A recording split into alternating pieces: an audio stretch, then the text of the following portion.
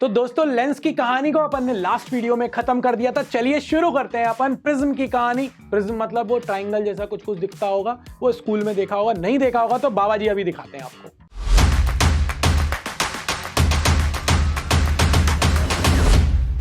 देखो यार, prism actually में अगर हम देखें तो प्रिज्म हमारे पास 3 रेक्टेंगुलर सरफेसेस होती हैं और 2 ट्राइंगुलर सरफेसेस होती थी, और कुछ कुछ ऐसा पिरामिड टाइप का दिखता था वो। ऑल्दो पिरामिड नहीं होता था, फ्लैट होता था, ऊपर से ट्राइंगल। मगर अगर तुम उसको टॉप से देखोगे तो वो तुम्हें ट्राइंगल दिखेगा, ठीक है, कुछ ऐसा दिखेगा। तो अब हम लोग जो बात करने जा रहे हैं वो बात करने जा रहे हैं प्रिज्म से। प्रिज्म में मैं 2 टॉपिक ऐसे भी पढ़ाऊंगा जो तुमको लगेंगे कि नहीं है बाबा जी शायद ये सिलेबस में नहीं है, बट एक आउटसाइड चांस बनता है, इसलिए हम उन टॉपिक्स को भी देखेंगे। बट इस वीडियो में पर्टिकुलरली हम लोग प्रिज्म फॉर्मूले पर बात करेंगे। प्रिज्म फॉर्मूला होता क्या है? प्रिज्म फॉर्मूला होता है म्यू, मतलब कि refractive index of prism, angle of prism ये, और minimum angle of deviation. Angle of deviation, minimum angle of deviation क्या होता है अपन ये देखेंगे इस पर्टिकुलर वीडियो में। सबसे पहले तो यहां से ये आ गई अपने पास रे, ये हो गई अपने पास इंसिडेंट रे। अब ये जो सरफेस है, इस सरफेस से परपेंडिकुलर ये बन गई हमारी डॉटेड लाइन, यानी ये नॉर्मल हो गया। अब ये रे जब इंसिडेंट हुई इस सरफेस पर, क्योंकि रेयरर से डेंसर जा रही थी तो ये बैंड, ये जाना चाह रही थी ऐसे, मगर ये बैंड हो जाएगी टुवर्ड्स नॉर्मल जब ये इस सरफेस पर आएगी। तो अब ये सरफेस इसके पैरेलल नहीं है, ध्यान रखना। अब ये जो सरफेस है, इस सरफेस पर ये बनेगा आपका नॉर्मल, क्योंकि ये सरफेस के परपेंडिकुलर नॉर्मल हो गया।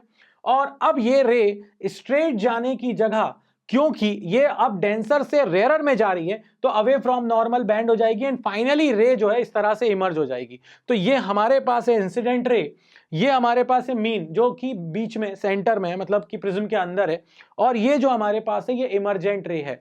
ये हमारे पास एंगल ऑफ इंसिडेंस है, ये हमारे पास एंगल ऑफ इमरजेंस है इमरजेंट रे के साथ, ये दोनों रिफ्रैक्टिंग एंगल है। ये जो दोनों सरफेसेस हैं, ये सरफेस और ये सरफेस, इन दोनों सरफेसेस को अपन बोलते हैं रिफ्रैक्टिंग सरफेसेस। अब रिफ्रैक्टिंग सरफेसेस क्या फिक्स होती हैं प्रिज्म में?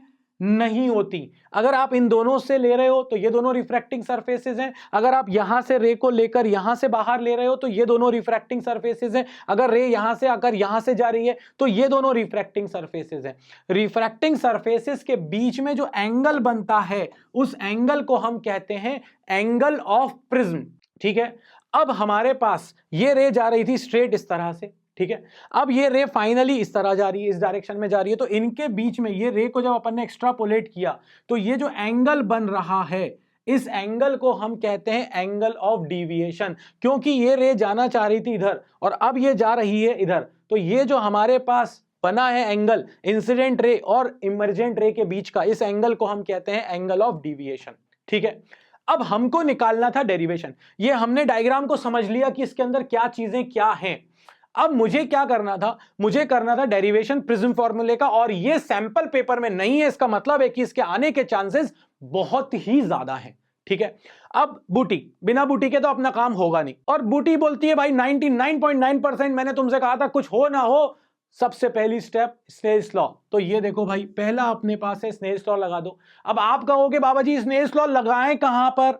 तो आपके पास 2 सरफेसेस है ना गुरु, एक ये सरफेस है, एक ये सरफेस है। या तो यहां लगाओ Snell's law, mu is equal to sine I by sine R1, या फिर यहां लगाओ।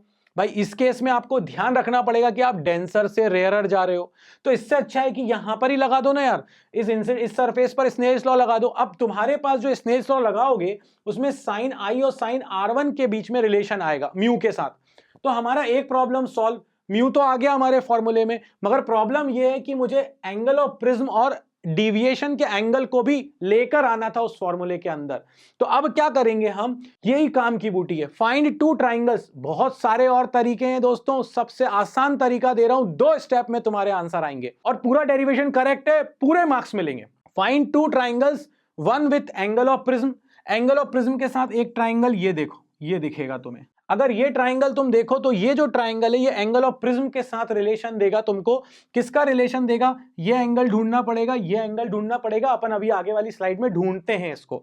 इसके बाद एक डेल्टा एम के साथ, मतलब मिनिमम डिविएशन के साथ। तो अगर आप गौर से देखो तो एक ट्राइंगल ये दिख रहा होगा आपको, और ये जो ट्राइंगल है, ये ट्राइंगल आप इसमें एक्सटीरियर एंगल है डिविएशन का, तो आपको इस ट्राइंगल से डेल्टा का रिलेशन मिलेगा। और उसके बाद हम लोग अभी आगे जाकर पढ़ेंगे कि जब मिनिमम एंगल ऑफ डिविएशन होता है तब I is equal to E, R1 is equal to R1 is equal to R2, third बूटी लगाएंगे और काम हो जाएगा डेरिवेशन का खत्म। सारी की सारी चीजें अब आपकी आंखों के सामने। ये देखो, सबसे पहले वही पूरा डायग्राम वही है, एक्स वाई जेड तीन सरफेसेस है, तीन ये एक एक्स वाई सरफेस है, एक वाई जेड सरफेस है, एक एक्स जेड सरफेस है। तो हमारे पास तीन सरफेसेस हो गई। अब इन तीन सरफेसेस में मैंने सबसे पहले क्या कहा था, एक ट्राइंगल ऐसा ढूंढो जिस ट्राइंगल में आपको एंगल ऑफ प्रिज्म को लेकर आना है। और उसके लिए मैंने आपको ट्राइंगल कहा था, ये है वो ट्राइंगल PQX। अगर आप इस ट्राइंगल को देखें तो ट्राइंगल के तीनों एंगल का सम होता है 180 डिग्री। सबसे पहले मुझे चाहिए था ये वाला ट्राइंगल, ठीक है। सो अपन इसमें आगे बढ़ते हैं। इन ट्राइंगल XPQ अगर अब यहां पर आप एनालाइज करो तो ऊपर वाला एंगल तो एंगल ऑफ प्रिज्म हो गया, A हो गया। अब आपको यह देखना है कि गुरु ये वाला एंगल कितना होगा, ये एंगल। तो अब अगर इसको देखो गौर से तुम, तो मैं जो दिखाने की कोशिश कर रहा हूं, देखो ये सरफेस के साथ नॉर्मल का एंगल कितना होता है, सरफेस के साथ ये नॉर्मल का एंगल है 90 डिग्री। और उसमें से तुमने अगर R1 को माइनस कर दिया तो तुम्हें ये एंगल मिल जाएगा कि नहीं मिल जाएगा, मतलब कि जो एक और एंगल है वो है 90 माइनस R1।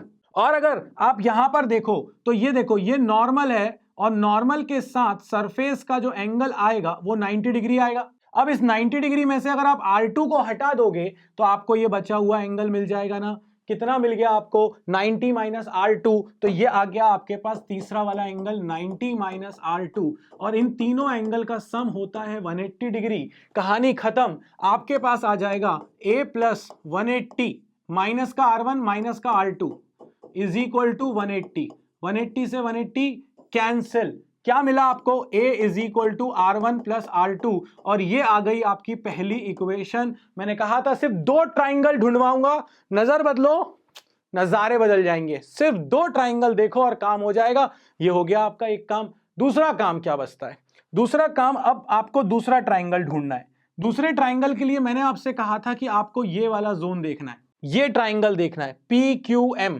अगर आपको ये ट्राइंगल दिख रहा है तो इस ट्राइंगल को गौर से समझो जरा। अगर इस ट्राइंगल को अपन समझें तो इन ट्राइंगल PQM, इस ट्राइंगल में एक्सटीरियर एंगल आपके पास, मैं एक बार हाईलाइट करता हूं इसको, देखो गौर से, ये वाले ट्राइंगल की बात कर रहा हूं। एक्सटीरियर एंगल हो गया delta, sum of interior angle is equal to exterior angle, ये हो गया एक्सटीरियर एंगल। अब आप ये देखो कि ये वाला एंगल पूरा कितना था, तो ये देखो इंसिडेंट एंगल है इस, और ये इंसिडेंट रही तो है, तो इसका मतलब है ये पूरा एंगल हो जाएगा एंगल ऑफ इंसिडेंस।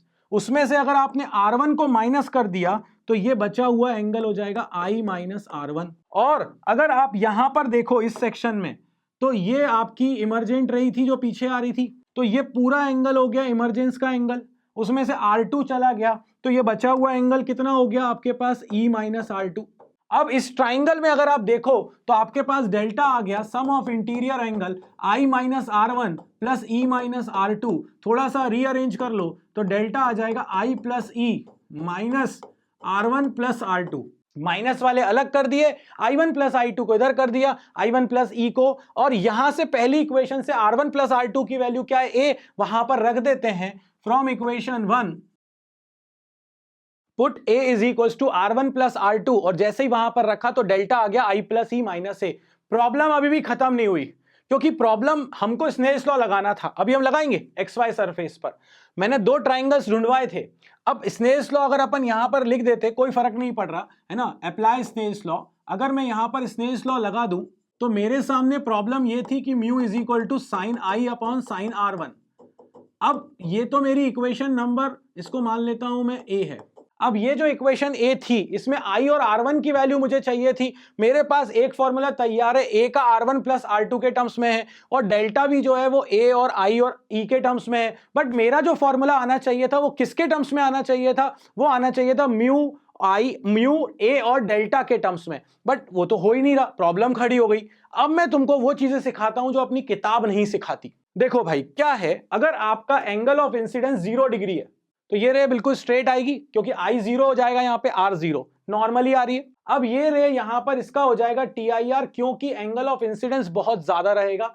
ऐसा होता है, प्रैक्टिकली भी होता है। और अगर यहां पर R1 जीरो है, मैं आपको ऐसे दिखाता हूं। अगर आपके पास, अपन ने फॉर्मूला देखा A is equal to R1 plus R2, अगर R1 की वैल्यू यहां पर 0 डिग्री है, क्योंकि नॉर्मल के साथ तो 0 डिग्री बन रहा है रे का, तो A की वैल्यू आ जाएगी R2। और अगर A 60 डिग्री है तो ये भैया जो R2 आएगा ये R2 A के बराबर आ जाएगा। बहुत बड़ा है, क्रिटिकल एंगल से ज्यादा हुआ तो इसका TIR हो जाएगा रे का। अब ये रे चली गई इधर, अब ये रे जा रही थी इधर और फाइनली जा रही है इधर। इसका मतलब है कि ये जो एंगल बन रहा है, ये एंगल है आपके पास एंगल ऑफ डिविएशन, और ये काफी बड़ा एंगल है। अब इसी चीज को मैंने क्या करा, एंगल ऑफ इंसिडेंस को बढ़ा दिया, तो रे इस तरह से बाहर निकल गई। जब ये रे बाहर निकली तो ये अपने पास जो छोटा सा एंगल आ रहा है, ये है एंगल ऑफ डिविएशन। अब एंगल ऑफ डिविएशन पहले ज्यादा था, अब एंगल ऑफ डिविएशन कम हो गया। कब? जब आपने एंगल ऑफ इंसिडेंस को बढ़ाया। आप एंगल ऑफ इंसिडेंस को कितना बढ़ा के कर सकते थे? 90 डिग्री। जब आपने 90 डिग्री कर दिया तो ये रे देखो फाइनली इस तरह से इमर्ज हो रही है। अब अगर आप देखो तो ये वाला जो एंगल है, ये वाला एंगल, ये एंगल आपके पास फिर से डेल्टा आ गया, क्योंकि रे जा रही थी इधर और अब जा रही है इधर, तो ये एंगल ऑफ डिविएशन हो गया। तो पहले ज्यादा था, फिर कम हो गया, फिर अचानक से फिर से बढ़ गया। मतलब कि एंगल ऑफ इंसिडेंस जब कम था तो एंगल ऑफ डिविएशन ज्यादा, एंगल ऑफ इंसिडेंस तुम बढ़ाते चले गए, एंगल ऑफ डिविएशन कम होता चला गया, और एक टाइम ऐसा आया कि वो कम हो गया था, मिनिमम हो गया, उसके बाद फिर से बढ़ने लग गया। इसका मतलब है अगर मैं इसको ग्राफ वाइज बनाऊं तो ये ग्राफ कुछ ऐसा बन रहा है, नाइकी का साइन ऐसा कुछ, नहीं क्या है? यहां से ज्यादा, फिर ये डेल्टा पर हो गया अपने पास कुछ कम, ये मिनिमम एंगल ऑफ डिविएशन है, और उसके बाद फिर एंगल ऑफ इंसिडेंस तुम बढ़ाते चले जाओ तो एंगल ऑफ डिविएशन फिर से बढ़ता चला जाएगा। और ये वो केस है जिस केस में हम बोलते हैं मिनिमम एंगल ऑफ डिविएशन। और तुमने स्कूल में ये डेरिवेशन किया है, मतलब डेरिवेशन नहीं, ये एक्सपेरिमेंट किया है। तुम्हारे टीचर तुमसे, शिक्षक महोदय, ये ग्राफ बनवाते हैं कि भैया 5 वो पिन को देखो दूसरी साइड से हो, फिर वो पिन्स लगाओ, और उसके बाद ऐसा कुछ बनता है और ऐसा ग्राफ आता है। और नहीं आता तो आप समझ जाओ ऐसा आएगा, ठीक है। अब आ जाओ जरा जल्दी से, जब ये हुआ, जब डेल्टा की वैल्यू डेल्टा एम के बराबर हुई, उस केस में हुआ क्या? उस केस में ये जो सेंट्रल वाली रे थी ना, मैं मीन लिख रहा हूं इसको, सेंट्रल रे बोल सकते हो, ये बेस के पैरेलल है, ये दोनों आपस में पैरेलल है, ऐसा होता है। और इस केस में आई और ई भी इक्वल हो जाते हैं और R1 is equal to R2 भी हो जाता है। तो आई और E, angle of incidence, angle of emergence, और अंदर वाले दोनों रिफ्रैक्टिंग एंगल भी इक्वल होते हैं। तो when delta is equal to delta M, ये तीनों कंडीशंस हैं। समझ गए? ये मैं क्यों लेकर आया तुम्हें बीच में, क्योंकि ये काम का था। ये समझ में नहीं आएगा तो यहां का डेरिवेशन कुछ समझ में नहीं आएगा। स्नेल्स लॉ, पहले वाले ट्राइंगल में ए, दूसरे वाले से अपन ने निकाला क्या? डेल्टा। अब आ जाते हैं अपन, when delta is equals to delta M, अगर डेल्टा की वैल्यू डेल्टा एम के बराबर हुई तो आप लिखोगे R1 is equal to R2, I is equal to E। तो दोनों इक्वेशनों में, फ्रॉम इक्वेशन 1 एंड 2, अगर हम फर्स्ट और सेकंड इक्वेशन को देखें तो हमारे पास A की वैल्यू है R1 प्लस R2, A हो जाएगा R1 प्लस R1 यानी 2R1, क्योंकि R2 की जगह पर भी मैं क्या रखने वाला हूं? R1, और R1 की वैल्यू आ जाएगी A/2। और अगर अब मैं यहां देखूं इस वाले केस में डेल्टा की जगह पर I प्लस ई, तो delta M is equal to E की जगह पर भी I रख देता हूं, तो I plus I minus A को इधर लाओ, delta M plus A is equal to 2I, मतलब I की वैल्यू आ गई delta M plus A/2। This is your angle of incidence and this is your angle of refraction in terms of A and delta. A और delta के terms में है ये तुम्हारे दोनों के दोनों फॉर्मूले।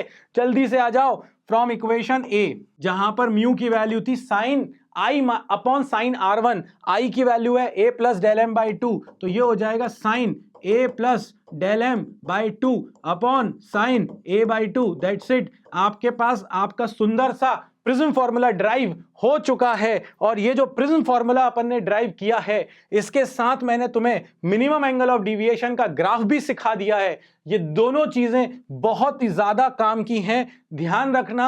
ये डेरिवेशन में आपको सिर्फ बूटी काम आई। आपने क्या किया, सबसे पहले स्नेल्स लॉ लगाया, उसके बाद दो ट्राइंगल ढूंढे और एक बार मिनिमम की कंडीशन लगा दी। स्नेल्स लॉ के कारण आपका डेरिवेशन आसान हुआ। Mu is equal to sine A plus del M by two upon sine A by two. ये था प्रिज्म फॉर्मूला, बड़ी आसानी के साथ हमने ड्राइव कर दिया। मैंने कहा नजरें बदलो, नज़ारे बदल जाएंगे। और दोस्तों सिलेबस तो टाइम से पहले कंप्लीट हो जाएगा, उसकी टेंशन बिल्कुल भी मत लो, मगर रोज पढ़ते चलो, साथ में मजे करते चलो। और नंबर क्या, नंबर के तो वो भी आएंगे, आएंगे ना, आएंगे आएंगे। मिलते हैं नेक्स्ट वीडियो में। लाइक शेयर सपोर्ट हमेशा करते रहो। मिलते हैं आगे के वीडियोस में, तब तक के लिए बाबा जी की तरफ से जय हो।